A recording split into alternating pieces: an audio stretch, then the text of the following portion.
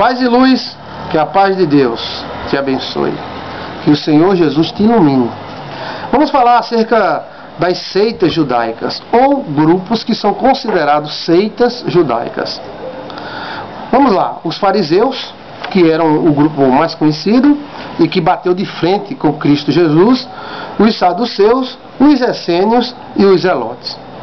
Os fariseus, sucessores do Hassidim, ou os piedosos, do século II a.C., formavam um partido religioso puritano. Então eles eram radicais.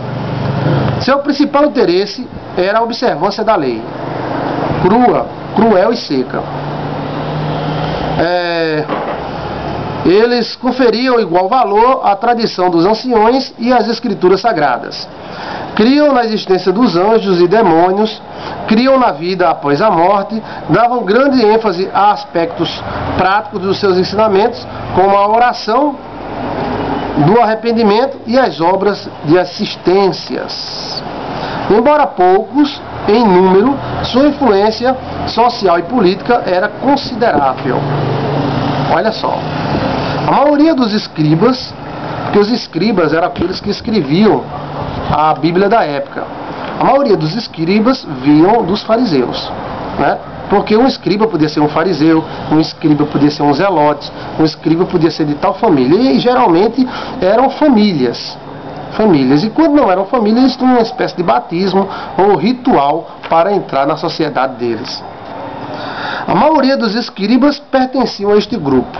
Sua rigidez e separatismo degenerou-se em mero legalismo e arrogância, e menosprezou a Cristo Jesus. Jesus não criticou ser ortodoxo, os ensinamentos antigos, mas a falta de humildade e amor que os fariseus tinham. Eles eram cruéis, secos, exigentes. Os saduceus, em sua maioria, eram sacerdotes e ricos aristocratas. É provável que tenham surgido no período dos Macabeus. Então, provavelmente, os saduceus surgiram no período dos Macabeus, que é aquele período de silêncio. Não reconheciam, Macabeus viveram no período de silêncio, que houve entre Malaquias e Mateus. Foram 450 anos de silêncio. Não reconheciam a autoridade da tradição oral, negavam a existência do mundo espiritual, não criam na ressurreição dos mortos, nem na vida futura. Aceitavam como canônicos apenas os livros de Moisés, ou seja, o Pentateuco. Interpretavam a lei de maneira literal, eram simpáticos à cultura helenista e contavam com pouco apoio popular.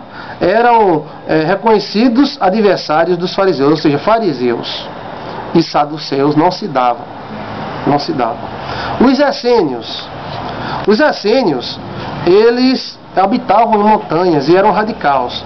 Era uma seita monástica e ascética que viviam no deserto da Judéia, às margens do Mar Morto. Então, os essênios viviam à margem do Mar Morto. Você pode ver aqueles escritos do Mar Morto, foram os essênios que guardaram, ou uma das igrejas dos essênios. É como a nossa, não tem igreja pentecostal, mas quantas linhas pentecostais não há? Quantas linhas? Existem várias. Tem a igreja batista, tem batista renovada, batista tradicional, né? E a Assembleia de Deus. A Assembleia de Deus está se tornando um tipo de pentecostal. Tem vários tipos de Assembleia de Deus. Da mesma forma, era como os essênios. Existiam vários grupos que guardavam essa corrente filosófica. Eram praticamente desconhecidos até a descoberta dos manuscritos do Mar Morto em 1947. A seita da comunidade de Qumran foi organizada por um mestre chamado Mestre da Justiça, no século II a.C. Consideravam-se a si mesmos como os filhos da luz. Viviam completamente separados do judaísmo de Jerusalém, ou seja, eles viviam separados, eles não se davam com o judaísmo.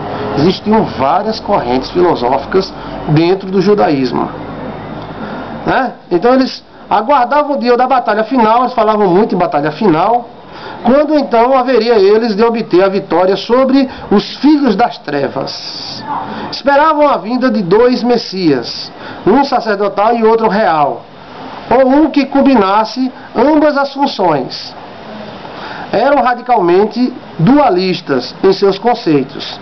Embora a sua terminologia seja parecida com o do cristianismo, o conteúdo dos seus ensinamentos é acentuadamente distintos. Desapareceram por volta do ano 73 a.C., quando da conquista da fortaleza de Massada pelos romanos. Então eles desapareceram, mas ainda continuou tendo grupos considerados essênios. Inclusive João Batista era considerado essênio pelo comportamento dele, ou um tipo que seguia mais ou menos a filosofia dos essênios. Eles sobreviveram sim, eles desapareceram como instituição, mas eles continuaram em famílias, em grupos, e grupos menores mantiveram a doutrina deles. Eram os zelotes, eram os fundamentalistas reacionários do povo judeu. Tudo indica que Judas Iscariotes era um zelote. Ele queria um Messias com espada na mão, que odiava o povo judeu. A visão dele era muito política, e naquela época a visão dele não era o mundo, a visão dele era aquilo ali. Eles acreditavam que a submissão a Roma fosse traição a Deus, matavam os soldados romanos escondidos. O soldado romano ia beber água, eles davam um punhal no soldado romano, o soldado romano morria ali. E por isso os romanos odiavam os zelotes. E Barrabás também era um zelote. Tudo indica que Barrabás era um assassino de soldado romano. Como é que eles assassinavam? Existiam as fontes de água, o soldado ia beber sozinho, o zelote olhava para o lado, não via ninguém, ou tinha muita gente, ele chegava, enfiava um punhal e saía. E tudo indica que Barrabás era um zelote. Pelo menos um dos apóstolos, Simão, havia sido zelote.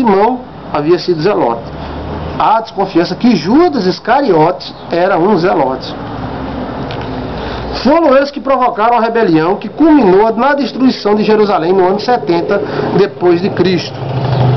Eles eram o terror dos soldados romanos, que matavam as suas ordens, os seus soldados devagarzinho. Eles atacavam, tinham 3 soldados, então 10 zelotes atacavam e matavam. Eles tinham essa política, e foram eles que provocaram a destruição de Jerusalém no ano 70 depois de Cristo pelo imperador Tito. O imperador Tito estava por aqui com os zelotes, e por isso veio e destruiu todo mundo.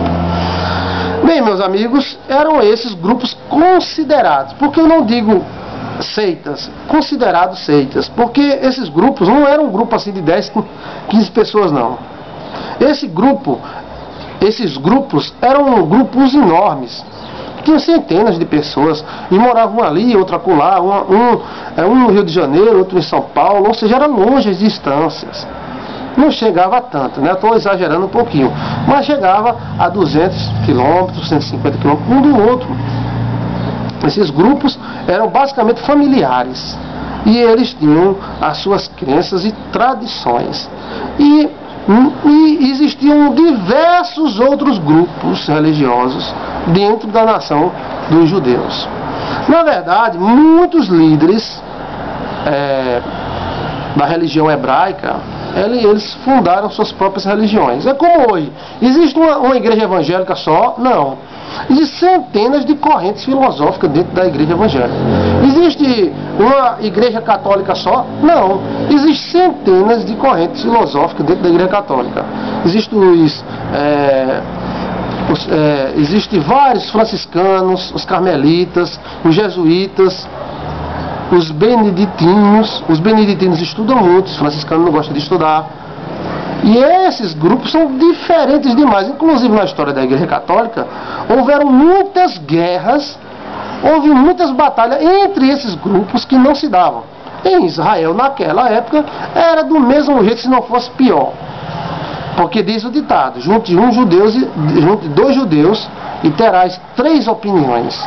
Então eles são muito divididos. Não pense que era todo mundo da mesma religião, não. Existia uma religião dominante. Por exemplo, Quem domina hoje nas igrejas pentecostais? A Assembleia de Deus domina hoje nas igrejas pentecostais. Quem domina hoje entre a cristandade? A Igreja Católica, a maioria que segue a essa denominação. Então, na época, era a mesma coisa. Entendeu? Deus te abençoe, Deus te guarde, Deus te ilumine e preste atenção nas aulas, faça sua anotação.